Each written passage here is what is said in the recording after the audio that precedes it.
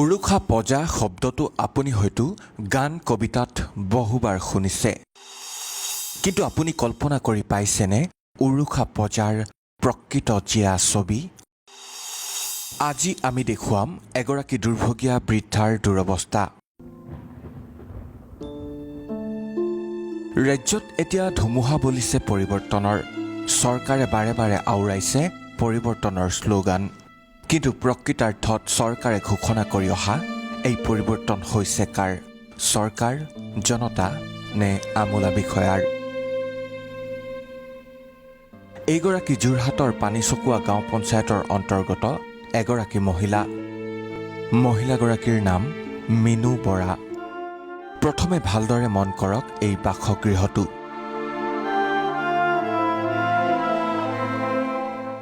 এটা ভগা ছিগা বাসগৃহ। উৰুখা পজাৰে আকাশৰ তৰা গণিব পৰা এইটো বাসগৃহতে জীৱন নিৰ্বাহ কৰি আহিছে স্বামীহীন মিনু বৰা আৰু তেওঁৰ বিশেষভাৱে সক্ষম এগৰাকী কন্যাই।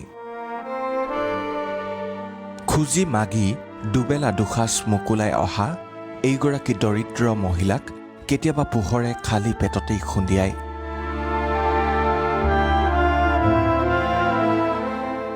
পেটত গামোচা মাৰিও পাৰ কৰিবলগীয়া হয় একোটা দিন। তেনেকৈয়ে দৈনন্দিন জীৱন অতিবাহিত কৰি অহা মহিলাগৰাকী এতিয়া বৰ্তি হৈ আহিছে জীয়াই থকাৰ কঠিন সংগ্ৰামত। এমুঠি অন্নৰ বাবে হাহাকাৰ কৰি উঠা মিনু বৰাই নিতৌ তাঁত বাতি কৰি আহিছে চৰকাৰ বাহাদুৰৰ ঘৰলৈ।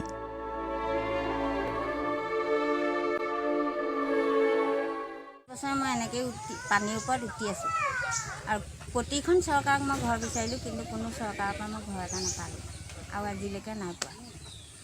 এতিয়া এই খুজি মাগি আৰু মাজতে মোক ঘৰটো জ্বলাই দিছিলে। তেতিয়া মোক এই চৰকাৰ আমাৰ বিজেপি চৰকাৰ নাহোঁতেই আমাৰ কমিটিৰ, মই যে এজন কৰ্মী, সেই কমিটিৰ মানুহে পইচা তুলি সহযোগ কৰি পেলাই মোক এইটো ঘৰটো বনাই দিছিল। এগৰাকী বিজেপি কৰ্মীও? কৰ্মী। কিন্তু তেনেস্থলত আপুনি আজি এইটো অৱস্থাত আছে। আছোঁ। আপুনি কি ক'ব বিচাৰিছে চৰকাৰক? চৰকাৰক মই অনুৰোধ কৰিব বিচাৰোঁ, বহুত কষ্ট কৰিলোঁ। এজনী গাভৰু ছোৱালী এৰি মই মিটিং এখনো বাদ দিয়া নাছিলোঁ। গতিকে তেনেস্থলত মই এইভাগে যে থাকিব লগা হৈছে, সেইকাৰণে মোৰ অলপ অন্তৰত দুখ পাইছোঁ। আজি 4 বছৰ আগতো মই কৰিছিলোঁ। যেতিয়া মোৰ CM তেতিয়া হোৱাই নাছিলে, তেতিয়াই মই CMক এপ্লিকেশ্যন দিছিলোঁ। হয়তো তেওঁ বিচাৰিলে পাব। এখনৰ পাছত এখনকৈ চৰকাৰ সলনি হৈছে। পৰিৱৰ্তন হৈছে চৰকাৰৰ শ্লোগান। কিন্তু পৰিৱৰ্তন হোৱা নাই এইসকল খাটি খোৱা জনতাৰ জীৱন নিৰ্বাহৰ নমুনা।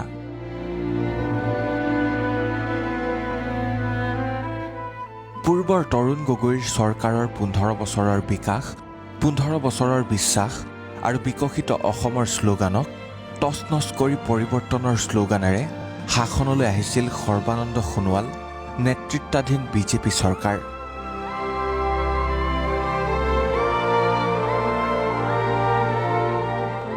কিন্তু বাস্তৱ ক্ষেত্ৰত পৰিৱৰ্তন জনতাৰ নহয়, চৰকাৰৰহে হৈছে।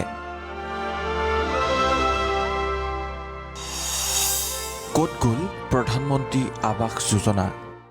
তেওঁ এগৰাকী বিজেপি কৰ্মী, গতিকে তেখেতক আজিলৈ কোনো ধৰণৰ অনুদান দিয়া নাই। তেখেতৰ ঘৰ এবাৰ জ্বলি গৈছে, তেতিয়া আমি কি কৰিছিলোঁ, বিজেপি যুৱ মৰ্চাৰ আমি সতীৰ্থসকলে আমি নিজৰ পইচা তুলি ইজনৰ পৰা 100 টকা, 200 টকা, 1000 টকা পৰ্যন্ত তুলি তেখেতৰ টিং কিনি দিছিলোঁ, ঘৰ মেৰামতি কৰিছিলোঁ। আজিও সেই টিং লাগি আছে। আৰু এতিয়া কি হৈছে নৰেন্দ্ৰ মোদী চৰকাৰৰ দিনত, যে যোনে আচলতে ঘৰটো পাবৰ যোগ্য তেখেতেহে ঘৰটো পাব। গতিকে জিৰ'টেক হয়, ইয়াত আহি ফটো মাৰিব, ইয়াৰ পৰা জিৰ'টেক কৰি আচলতে এই মানুহগৰাকী ঘৰটো পাবলগীয়া যোগ্যতা আছেনে নাই তাৰ ওপৰত ভিত্তি কৰিহে আচলতে ঘৰটো দিব। সেইবাবে হয়তো দুদিন পলম হ'ব পাৰে, কিন্তু এটা প্ৰচেছ, নিকা প্ৰচেছ এটা হ'বলৈ দুদিন সময় ল'লেও কিন্তু মানুহগৰাকী ঘৰটো পাব, আমাৰ সেইটো বিশ্বাস আছে। কোনোবা বিজেপি মানুহ, কোনোবা কংগ্ৰেছ মানুহ এই চৰকাৰে নাচায় কেতিয়াও। চৰকাৰৰ পৰিৱৰ্তনে ঢুকি নোপোৱা, সংজ্ঞাই বান্ধি ৰাখিব নোৱাৰা এইসকল দৰিদ্ৰ জনতাই বিচাৰিছে ন্যায়। এওঁলোকে নাজানে চৰকাৰ ভঙা পতাৰ খেল। তেওঁলোকেও অৰ্জন কৰিব বিচাৰে মানুহ হোৱাৰ গৌৰৱ। লাগে জীৱন নিৰ্বাহৰ মৰ্যাদা।